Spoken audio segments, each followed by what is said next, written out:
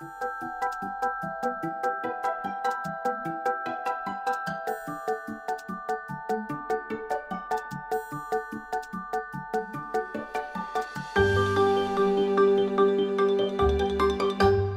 the film took about 5 years from writing to premiering. We premiered the movie at the Toronto International Film Festival.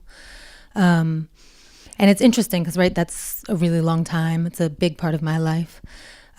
Yet we shot in 19 days, right? So it's like some parts are so elongated and some parts are so truncated. And a lot of that has to do with financing, because a film like this, where I'm a first-time female director, where it's mostly a cast of color with an actress over 65. And it's a heavy subject matter, right? These are not recipes for, Hollywood giving over lots and lots of money.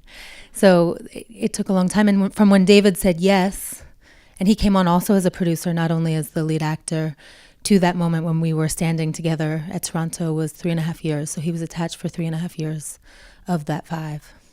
I mean, one of the things that I always talk about when I talk about the amazing actors that we got is that there aren't enough roles. There aren't enough roles for actresses over 65. Her agent, who, is a top agent, said, "This is a Christmas present. We sent it right before Christmas." And Diane Weiss has won 2 Oscars. I mean, I think she's one of the top actors in the world.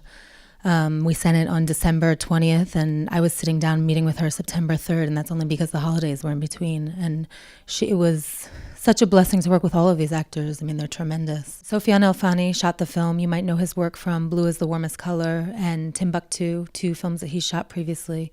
It's his first English language and American film.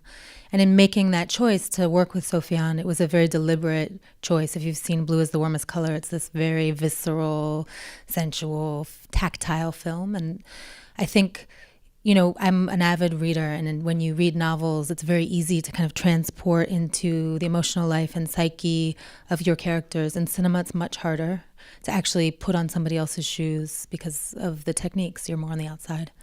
And so we were really interested in doing that and getting inside and saying, like, what happens if you put this man's shoes on for 80 minutes?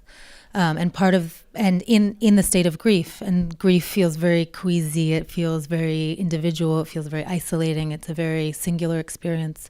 And so we decided to really narrow the frame to kind of give that sense of claustrophobia. So that's why. And I mean, I was very upfront way before shooting that's how we were going to be shooting the film. Plus, there were all sorts of ways that we were doing this differently than normal. We were on this big, gorgeous property in Maine. We had a cook who would make us all family-style dinners. It was very intimate. Luckily, all these people are also very funny, so it was very quiet and serious work environment, but we also laughed a lot because it's like part of the reason for humor in the film. You need to, or else, you just cry way too much.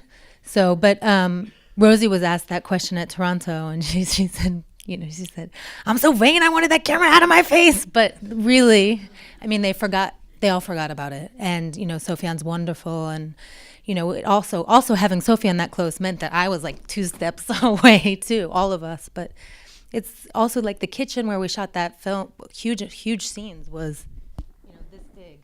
So it also helped. Pragmatically. I mean, to me, the film feels like real life in the way that I've experienced it, right? Which is about 2 people who are coming from very different places, who are grieving very differently, and kind of don't know how to process the other person's grief. For me, when I kind of articulate what it's about, a lot of it is about like what happens in the moment when you're feeling the deepest pain you can imagine. And instead of just looking in and down, you actually look out and see somebody else's pain. And I think that's what these characters are going through. And that to stand there together is a big moment, let alone to have these kind of more kind of Hollywood reactions. For me, it's really just about taking a deep breath and standing there. And that in a sense, even what might feel small was still a gift for them, for each of them, because the circumstances are tough.